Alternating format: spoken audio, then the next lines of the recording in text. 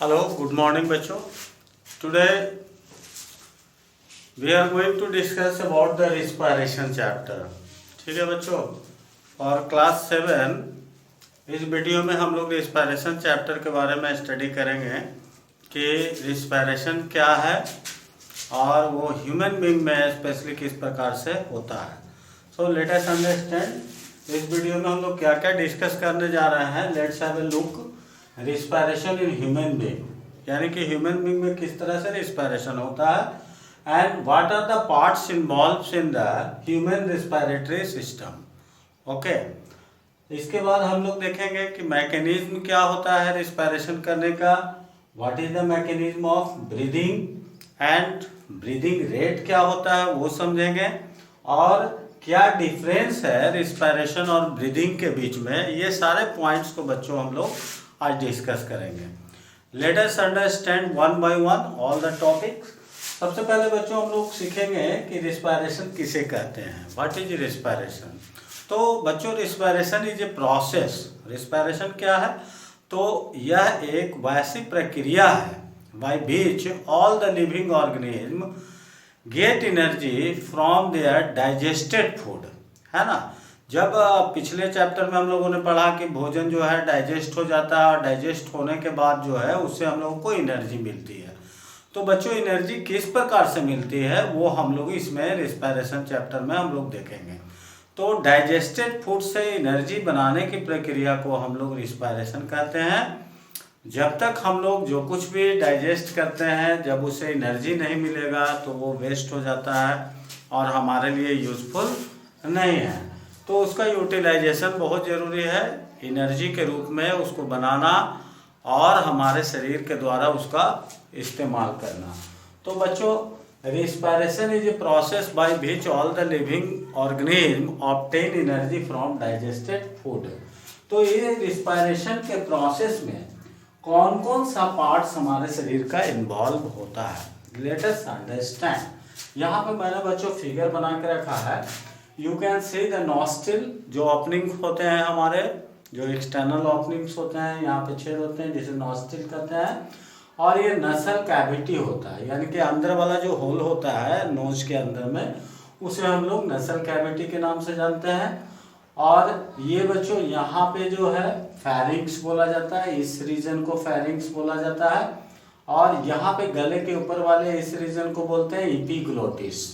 Epiglottis जो होता है एक ढक्कन की तरह काम करता है बच्चों. वो जो है फूड पाइप और विंड पाइप दोनों को ढकता है. जब फूड पाइप काम करते रहता है तो विंड पाइप को क्लोज करके रखता है, और जब विंड पाइप काम करते रहता है तो फूड पाइप को क्लोज करके रखता है. इसी तरह से वो जो है वाइस वर्सा एक ढक्कन की तरह काम कंटिन्यू करते रहता है बिना थके हुए, एपिग्लोटिस. तो यहाँ से बच्चों जब एयर हम लोग बाहर से लेते हैं तो ये हवा जो है हमारे इस कैविटी में जाता है, और उसके बाद जो नसल कैविटी से पास होते हुए, नसल पैसेज से पास होते हुए, यहाँ पे पैसेज है, ये रास्ता है, फेरिंग से होते हुए एक ट्यूब ऐसी संरचना में पहुंचता है. इस ट्यूब ऐसे संरचना को हम लोग ट्रैकिया के नाम से जानते हैं. ट्रैकिया को बच्चों हम लोग हिंदी में श्वास नली के नाम से भी जानते हैं. ये ट्रैकिया जो होता है आगे जाके दो पार्ट में डिवाइड हो जाता है, और दोनों पार्ट में जो डिवाइड होता है जिसे हम लोग ब्रोंकी के नाम से जानते हैं. ये ब्रोंकी जो होता है फर्दर बहुत सारे, जैसे पेड़ की शाखाओं में ढेर सारे ब्रांच हो जाते हैं, उसी तरह ढेर सारे ब्रांचेज इसमें बन जाते हैं. ये ब्रांच जो होते हैं वो आगे जाके इसमें बहुत सारे एयर सैक्स होते हैं, हवा भरने वाला बैलून ऐसा स्ट्रक्चर छोटा छोटा बना हुआ पाया जाता है, जिसे कि अल्वोली के नाम से हम लोग जानते हैं. और जितने भी ब्रांच बनते हैं छोटे छोटे बिल्कुल मिनट्स ब्रांच होते हैं उसे ब्रोंक्यूल्स के नाम से जानते हैं. बच्चों इसके नीचे एक सपोर्टिंग ऑर्गन्स होता है जिसे कि हम लोग डायफ्राम कहते हैं. ये डायफ्राम जो है ये मस्कुलर सीट होता है जो कि इस सिस्टम को सपोर्ट करने का काम करता है. तो बच्चों सबसे पहले जब हम लोग हवा लेते हैं, एयर इन करते हैं, तो ये एयर सैक्स यानी अल्वोली जो है, अल्वोली हवा से भर जाता है. लंग्स जो होता है ये एक पेयर लंग्स ह्यूमन बीइंग में पाया जाता है. ये जनरली जो है पिंक कलर का ही होता है. इसलिए पिंक कलर का होता है क्योंकि इसके अंदर में जो ब्लड कैपिलरीज होते हैं, ब्लड से भरे हुए रहते हैं, एयर स्पेसेस होता है इसमें, तो ये पिंक कलर का होता है और अधिक से अधिक सरफेस एरिया को इंक्रीज करता है इसके अंदर में जितना भी ब्लड कैपिलरीज होता है। तो जब हम लोग एयर को अंदर लेते हैं, ऑक्सीजन रिच एयर को अंदर लेते हैं, तो बच्चों वो लंग्स में जाता है और वो लंग्स में पहुंचने के बाद जो वहाँ पे इस तरह का जो अल्वोली का फिगर मैंने बनाया बच्चों, यहाँ अल्वोली में अंदर में क्या होता है, इस तरह का, जैसे ये गोल है, एयर सैक है, और इस एयर सैक में बच्चों बहुत सारे छोटे छोटे बिल्कुल थ्रेड लाइक स्ट्रक्चर होते हैं जो कि ब्लड से भरे हुए रहते हैं। इसमें जो होता है हीमोग्लोबिन, हमारे ब्लड में पाया जाता है, हीमोग्लोबिन जो होता है वो क्या करता है कि ब्लड में मौजूद ऑक्सीजन को, है ना, ऑक्सीजन को कैरी करके डिफरेंट बॉडी पार्ट्स में पहुंचाने का काम करता है। और जब वो डिफरेंट बॉडी पार्ट्स में ले जाता है, उसे हर सेल में ले जाता है, तो वो ऑक्सीजन जो है हमारे पचे हुए भोजन के साथ मिलकर उसको ग्लूकोज का ब्रेक डाउन करने में मदद करता है और एनर्जी को रिलीज करता है। तो बच्चों इस तरह से रिस्पायरेशन जो है ये एक ऐसी प्रक्रिया है जो कि कंटिन्यू लगातार चलती रहती है। इवन कि जब हम लोग सोते हुए रहते हैं उस समय भी ये प्रक्रिया होते रहती है। अब सवाल ये पैदा होता है बच्चों कि ये जो प्रक्रिया है ये जिसे रिस्पायरेशन कहते हैं, तो ब्रीदिंग क्या है? ब्रीदिंग जो होता है बच्चों सिंपली हम लोग जानते हैं कि हम लोग सांस लेते हैं और सांस को छोड़ते हैं। तो ब्रीदिंग क्या है? तो breathing simply intake of oxygen and giving off carbon dioxide, we can say that breathing. हम लोग हमेशा ब्रीदिंग करते रहते हैं, सोते रहते हैं उस समय भी ब्रीदिंग करते रहते हैं, यानी कि सांस हम लोग लेते रहते हैं। तो बच्चों ब्रीदिंग जो है वो एक फिजिकल प्रोसेस है, बल्कि रिस्पायरेशन जो है वो कैसा प्रोसेस है, वो केमिकल प्रोसेस है जो कि हमारे सेल्स के अंदर में होता है और इसीलिए इसको सेल्यूलर रेस्पिरेशन के नाम से भी जानते हैं, जिसमें कि ग्लूकोज का ब्रेक डाउन होता है और ब्रेक डाउन होकर एनर्जी रिलीज होती है, जो कि किस फॉर्म में एनर्जी रिलीज होता है, एनर्जी करेंसी जो होता है उसे हम लोग एटीपी यानी कि एडिनोसिन ट्राइफॉस्फेट के नाम से जानते हैं। वन ग्लूकोज मॉलिक्यूल के टूटने पर 36 एटीपी एनर्जी जो है रिलीज होती है। ये जो है यूनिट है उसका एनर्जी करेंसी, जो हमारे शरीर में डिफरेंट एक्टिविटी को करने के लिए चाहिए। वो कौन से फॉर्म में होता है एनर्जी करेंसी?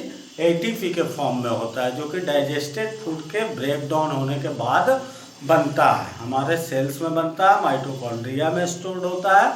तो बच्चों रिस्पायरेशन जो है एक केमिकल प्रोसेस है, जबकि ब्रीदिंग क्या है, वो फिजिकल प्रोसेस है।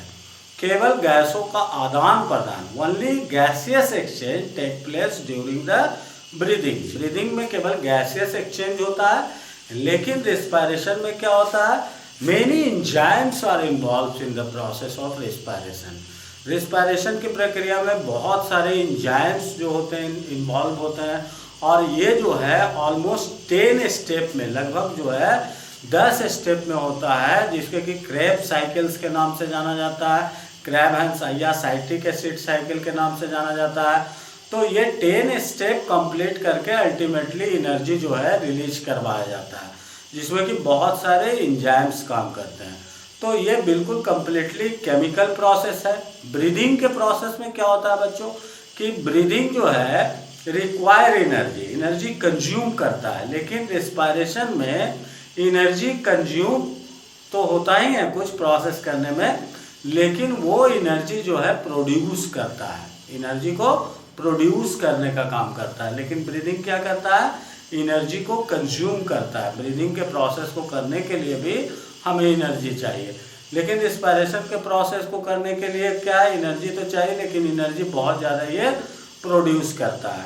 तो दोनों का डिफरेंस मेनली ये है बच्चों कि वो फिजिकल प्रोसेस है ब्रीदिंग, और ये केमिकल प्रोसेस है। इसमें नए चीज़ का निर्माण होता है और उसमें किसी नए चीज़ का निर्माण नहीं होता है, जस्ट केवल एक इनहेलेशन और एक्सेलेशन होता है, गैसों का आदान प्रदान ब्रीदिंग के माध्यम से होता है। अभी बच्चों ब्रीदिंग रेट, ब्रीदिंग रेट क्या है? तो 1 मिनट में, in 1 minute the number of inhalation and exhalation counted known as breathing rate. जो ब्रीदिंग रेट होता है, 1 मिनट में कोई भी व्यक्ति जो है जितना बार सांस लेता है ना, यानी कि सांस लेना छोड़ना और सांस अंदर लेना और छोड़ना, तो 1 मिनट में काउंट करके जितना बार होता है उसे हम लोग ब्रीदिंग रेट के नाम से जानते हैं। तो ये जो है नॉर्मल होता है, साधारण जब रेस्ट के पोजीशन में रहते हैं, जब हम लोग एक्टिव रहते हैं यानी कि कोई फिजिकल एक्टिविटी करते हैं। जब कोई फिजिकल एक्टिविटी करते हैं तो क्या होता है बच्चों, जब फिजिकल एक्टिविटी करते हैं तो हमारा जो है ब्रीदिंग रेट इंक्रीज कर जाता है, मतलब कि 18 से 20 मतलब कि 20 to 25 टाइम्स ग्रेटर हो जाता है। अगर हम लोग रन करते हैं, रनिंग का प्रोसेस करते हैं, तो क्या होता है कि बिल्कुल तेज़ी से हमारा जो है सांस लेने की, जो हम लोग सांस लेते हैं वो फास्ट लेने लगते हैं। ऐसा क्यों होता है बच्चों? ऐसा इसलिए होता है क्योंकि हमारा जो रिक्वायरमेंट है एनर्जी का, जो हमारे शरीर में जो एनर्जी का रिक्वायरमेंट होता है वो इंक्रीज कर जाता है। और जब एनर्जी का रिक्वायरमेंट हमारे शरीर में बढ़ जाएगा तो नेचुरल है कि हमारा शरीर जो अधिक से अधिक ऑक्सीजन इंटेक करना चाहेगा, जिससे कि अधिक से अधिक एनर्जी बन सके। तो बच्चों ब्रीदिंग रेट क्या हुआ? अभी हम लोगों ने समझा कि रिस्पायरेशन किसे कहते हैं। वैसी प्रक्रिया है जिससे कि डाइजेस्टेड फूड जो है उससे एनर्जी मिलता है। कौन कौन सा पार्ट इसमें इन्वॉल्व है वो हम लोगों ने देखा, नसल कैविटी, नसल passage, nostril, epiglottis, pharynx, trachea, bronchi, alveoli, bronchioles, diaphragm, ये सारे जो है पार्ट्स होते हैं जो कि इन्वॉल्व होते हैं ह्यूमन रेस्पिरेटरी सिस्टम में। अभी मैकेनिज्म ऑफ ब्रीदिंग के बारे में हम लोग बात करेंगे कि मैकेनिज्म ब्रीदिंग का क्या होता है। तो breathing involves 2 step, 1 inhalation and other exhalation. Inhalation में क्या होता है बच्चों, यहाँ पे मैं फिगर बना रखा हूँ, यू कैन सी दिस। जो डायफ्राम होता है हमारा, इसमें क्या होता है, इनहेलेशन के प्रोसेस में जो रिब्स होते हैं मूव्स आउटवर्ड, यानी कि चेस्ट जो है, सिंपली हम लोग देखते हैं कि जब हम लोग सांस लेते हैं तो ये रीजन हमारा जो है चेस्ट रीजन फूल जाता है, यानी कि डायफ्राम जो है हमारा क्या होता है, गोज डाउन, डायफ्राम नीचे चला जाता है और चेस्ट जो है आगे की ओर आ जाता है ना। जब रिब्स जो है आउटवर्ड्स मूव कर जाता है तो क्या होता है कि चेस्ट रीजन आगे हो जाता है, यानी ड्यूरिंग इनहेलेशन क्या होता है कि ribs moves outward and diaphragm goes down, और डायफ्राम जो है नीचे चला जाता है। सेम उसी का उल्टा होता है एक्सेलेशन, जब हम लोग हवा छोड़ते हैं, बाहर निकालते हैं, है ना। जब केमिकल इक्वेशन हमारे शरीर में, जैसा कि अभी हम लोग बात किए कि जब ब्रेक डाउन हो जाता है, तो जब कोई भी केमिकल चेंज होता है तो नए प्रोडक्ट का निर्माण होता है, तो उसमें एनर्जी बना, साथ साथ में बाई प्रोडक्ट के रूप में बच्चों कार्बन डाइऑक्साइड बनता है। वो कार्बन डाइऑक्साइड दोबारा हमारे फेफड़ों तक पहुंचता है और वो कार्बन डाइऑक्साइड रिच एयर को हम लोग जो है गैसेस प्रोडक्ट को एक्सेलेशन के दौरान बाहर निकालते हैं। जब एक्सेलेशन के दौरान इसे हम लोग बाहर निकालते हैं तो क्या होता है, कौन सा एक्शन होता है हमारा, डायफ्राम जो होता है ऊपर की ओर उठ जाता है जब हवा निकल जाता है, और रिब्स मूव्स इनवर्ड, और ये जो है नीचे अंदर की ओर चला जाता है, रिब्स मूव्स इनवर्ड पोजीशन, और रिब्स जो होते हैं वो इनवर्ड पोजीशन में चले जाता है। तो इसी तरह से जो है ये मैकेनिज्म कंटिन्यू होते रहता है। कभी तुम लोग ऑब्जर्व भी किए होंगे बच्चों कि कोई जानवर बैठा हुआ है या कोई आदमी भी है बैठा हुआ है, सांस लेते रहता है, तो उसका चेस्ट रीजन जो होता है उसमें कंट्रैक्शन और रिलैक्सेशन होते रहता है, यानी कि वो एक्सपैंड करते रहता है और सिकुड़ते रहता है, फैलना और सिकुड़ना। तो वो क्या होता है, वो होता है मैकेनिज्म ऑफ ब्रीदिंग के कारण कि इसमें कौन कौन सा मैकेनिज्म काम करता है। तो क्या मैकेनिज्म काम करता है, इसमें हमारे डायफ्राम में मूवमेंट होता है जो कि मस्कुलर सीट है जो सपोर्ट करता है इसको, ये रिस्पिरेटरी सिस्टम को। नेक्स्ट पॉइंट हम लोगों ने बात किया बच्चों ब्रीदिंग रेट। तो ब्रीदिंग रेट क्या है, जनरल ब्रीदिंग रेट हम लोग बात किए कि 25 से लगभग 20 से 25 टाइम जो है वो बढ़ जाता है, नॉर्मल रेट के तुलना में वो जो है बढ़ जाता है, ऐसे 60-70 जो है होता है, ठीक है। Difference between breathing and respiration हम लोगों ने अभी तुरंत डिस्कस किया बच्चों कि ब्रीदिंग क्या है। तो ब्रीदिंग जो है फिजिकल चेंज है और रिस्पायरेशन जो है वो केमिकल है ना। एक में एनर्जी कंज्यूम होता है ब्रीदिंग में, लेकिन रिस्पायरेशन में एनर्जी जो है रिलीज होता है। कंज्यूम होता है इसमें और उसमें रिलीज होता है। इंजाइम्स इन्वॉल्व होता है रिस्पायरेशन में और इंजाइम्स वगैरह नहीं इन्वॉल्व होता है ब्रीदिंग में। ब्रीदिंग जो है बहुत ही सिंपल प्रोसेस है। तो बच्चों ये जो है ह्यूमन रिस्पायरेटरी सिस्टम का डिटेल्स अभी हम लोगों ने डिस्कस किया कि इसमें ये सारे पॉइंट्स की रिस्पायरेशन जो है ह्यूमन बीइंग में कैसे होता है, कौन कौन से पार्ट्स इन्वॉल्व होते हैं, मैकेनिज्म ऑफ ब्रीदिंग क्या होता है, ब्रीदिंग रेट क्या होता है, difference between breathing and respiration क्या होता है ना। ये सारा चीज़ हम लोग समझे। अभी इसमें एक पॉइंट और आपको समझाना चाहूँगा, that is the most important point. जब हम लोग यहाँ से एयर को लेते हैं तो ऑक्सीजन रिच एयर जो है किस तरह से कैरी होता है, अभी मैंने इसको डिस्कस किया था, लेकिन फिर एक बार मैं बता रहा हूँ कि हमारे ब्लड में है ना, हमारे ब्लड में बच्चों क्या होता है कि एक खास प्रकार का प्रोटीन पाया जाता है ना, जो क्या करता है कि आयरन के साथ कंबाइन करता है ना, आयरन से मिला हुआ रहता है। उसे हम लोग हीमोग्लोबिन के नाम से जानते हैं। वो हीमोग्लोबिन क्या करता है कि हीमोग्लोबिन जो है वो उसी के कारण हमारे शरीर का ब्लड का कलर जो है रेड होता है ना। कलर हमारे ब्लड का रेड होने का कारण क्या है, हीमोग्लोबिन, प्रेजेंस ऑफ हीमोग्लोबिन। अब हीमोग्लोबिन का काम क्या है कि वो जो है आयरन को वो क्या करता है कि ऑक्सीजन को कैरी कर लेता है। जैसे लंग्स में अभी यहाँ पे मैंने डिस्कस किया था कि जो यहाँ पे ब्लड वेसल्स, ब्लड कैपिलरी होते हैं, छोटे छोटे थ्रेड लाइक स्ट्रक्चर जो होते हैं वो ब्लड से भरे हुए होते हैं। जब इस एयर सैक में हवा जैसे ही जाता है, इसमें एयर अंदर जैसा ही पहुँचता है तो क्या करता है कि इसका जो मेम्ब्रेन होता है, इसका जो सेमी परमेबल मेम्ब्रेन होता है, उस मेम्ब्रेन के मदद से बच्चों क्या होता है कि जो ऑक्सीजन होता है वो हीमोग्लोबिन उसको पिकअप करके बाकी ब्लड में लेके चला जाता है।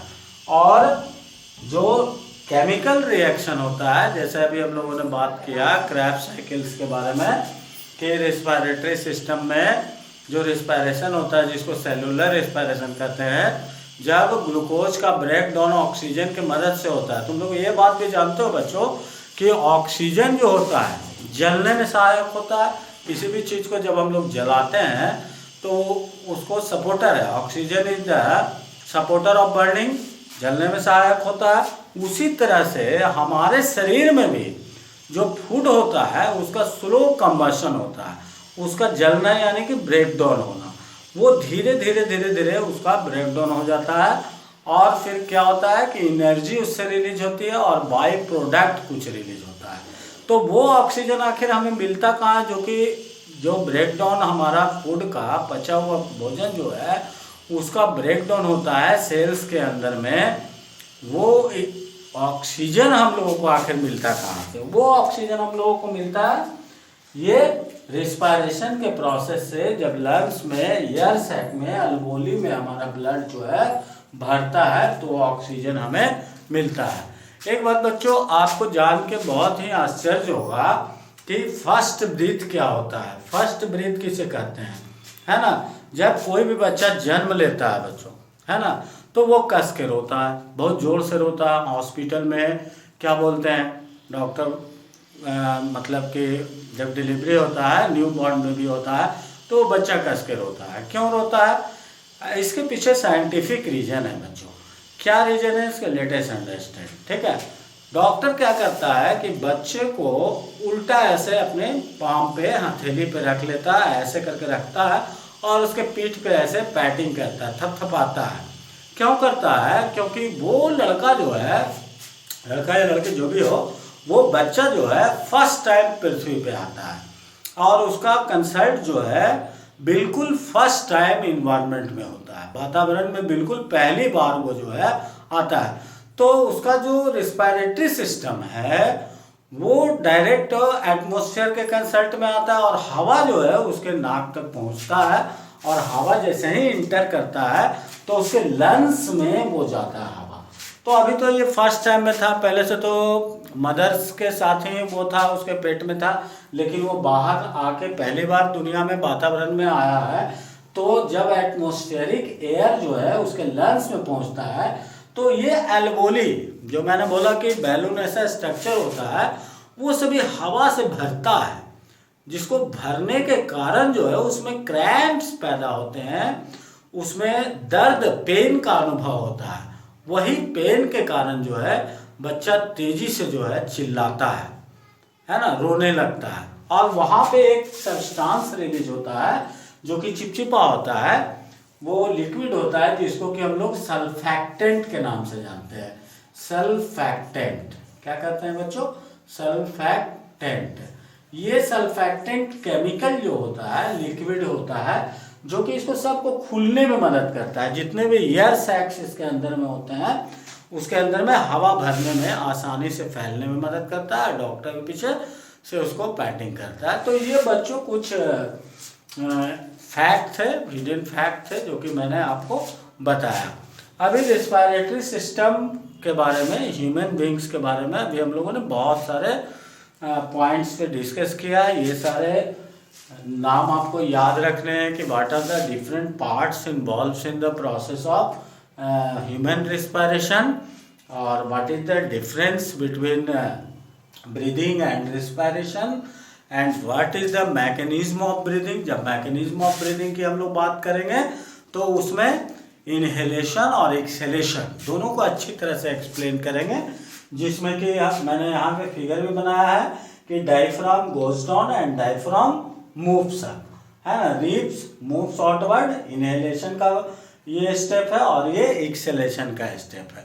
इन दोनों कंडीशन में ये मैकेनिज्म होते रहता है और कंटिन्यू चलते रहता है। ब्रीदिंग रेट के बारे में हम लोगों ने डिस्कस किया बच्चों।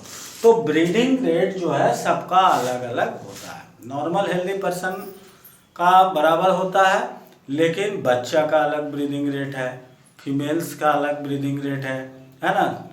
कहने का मतलब ब्रीदिंग रेट कहते किसको है ये आप समझ गए कि द नंबर, है ना, नंबर ऑफ ब्रीथ, यानी कि ब्रीथ का संख्या 1 मिनट में पर minute is called breathing rate, जिसे कि हम लोग ब्रीदिंग रेट के नाम से जानते हैं। तो बच्चों अभी हम लोगों ने ये सारे चीज़ों को देखा, और next video I will tell you the respiration in other organism. दूसरे ऑर्गेनिज्म भी रिस्पायर करते हैं, ढेर सारे प्राणी रिस्पायर करते हैं। अभी यहाँ पे एक चीज़ और मैं डिस्कस कर लेता हूँ आपसे कि रिस्पायरेशन जो होता है वो कितने प्रकार का होता है। उसमें जो है वो टाइप्स ऑफ रिस्पायरेशन, है ना, इसका टाइप्स, रिस्पायरेशन का टाइप्स जो है बच्चों मेनली 2 प्रकार का रिस्पायरेशन होता है। एक वैसा रिस्पायरेशन होता है जो कि ऑक्सीजन की उपस्थिति में होता है, और एक ऐसा रिस्पायरेशन होता है जो कि ऑक्सीजन की अनुपस्थिति में होता है। तो जितने भी ह्यूमन बींग्स हैं, प्लांट्स हैं, एनिमल्स हैं, ये सभी एरोबिक रिस्पायरेशन कहते हैं। उसे क्या हम लोग बोलते हैं? तो एरोबिक रिस्पायरेशन के नाम से जानते हैं। एरोबिक क्या कहते हैं? एरोबिक।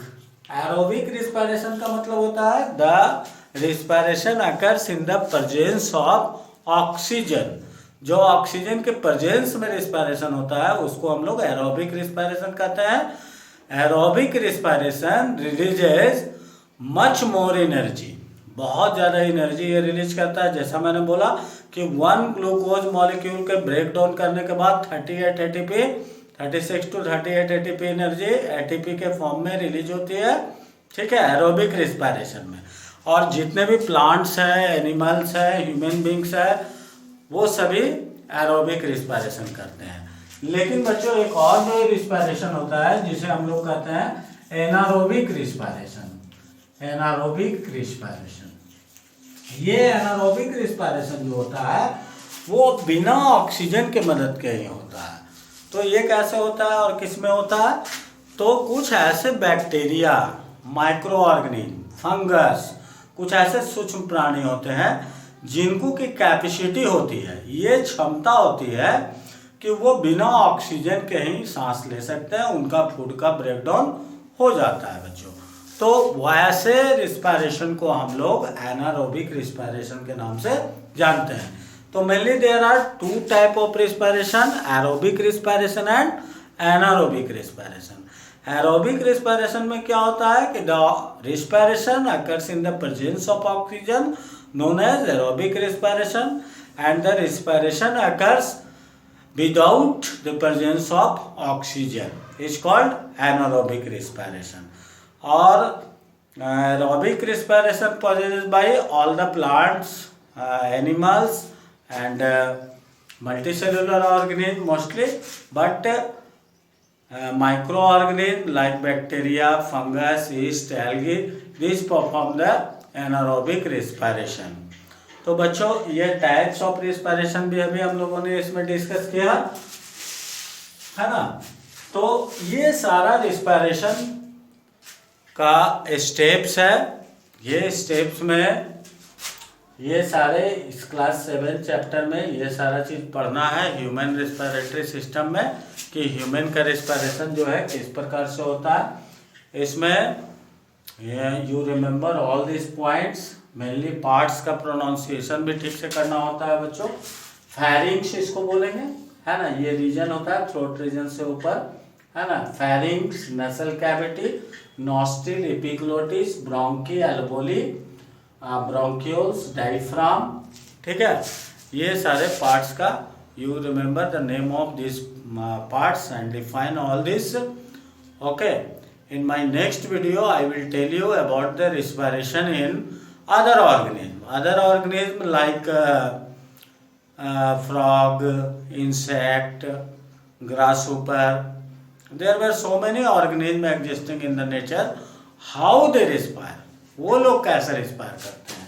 तो अभी यहाँ पे मैंने किसके बारे में बात की, ह्यूमन बींग्स के रिस्पायरेशन के बारे में बात किया। नेक्स्ट वीडियो मैं आपको रिस्पायरेशन इन अदर ऑर्गेनिज्म उसके बारे में डिस्कस करूंगा। Okay, thank you, have a nice day.